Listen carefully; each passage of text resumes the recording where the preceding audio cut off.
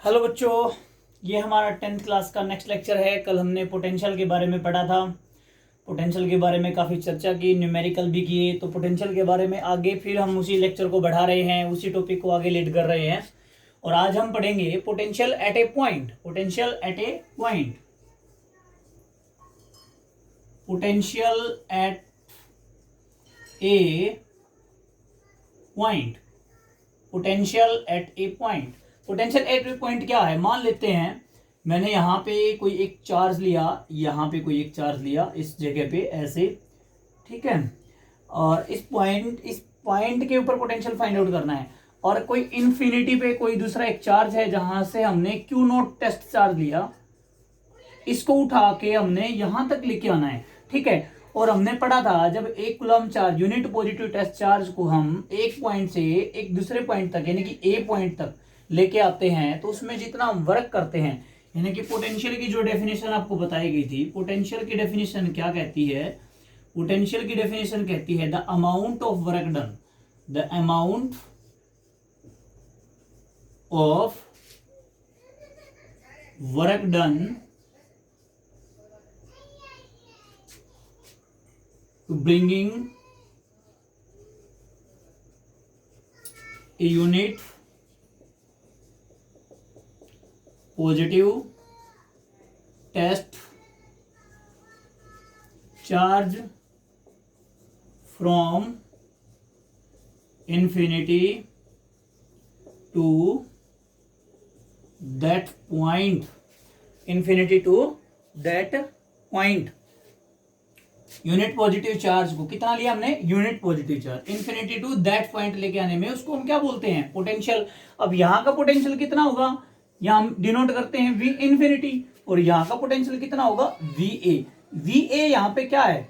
Final potential. क्या है बेटा? Final potential. और ये क्या है हमारा? Initial potential.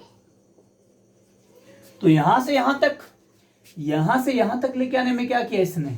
Work done. क्या किया बेटा? Work done. अब हमने इसमें ये देखना है कि वो वर्क डन कैसे कैलकुलेट करना है। कैसे कैलकुलेट करेंगे? We know that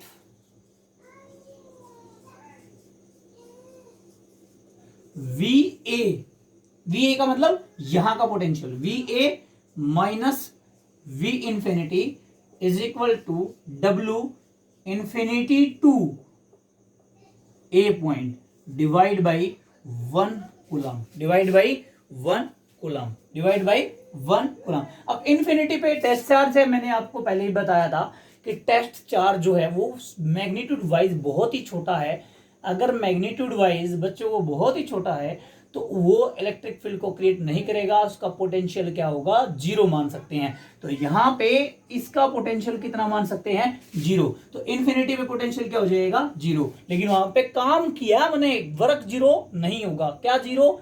potential zero. तो इसको मैं लिख सकता हूं, we can write again V A is equal to, यानी कि V A minus zero equal to V W infinity 10 to कहां से कहां? इनफाइनिट टू ए और divide by 1 coulomb, divide by 1 coulomb. Zero खत्म हो जाएगा तो इसको दोबारा से लिखा जा सकता है V A equal to W, यानी कि work done infinity to point A और divide by 1 coulomb, divide by 1 coulomb.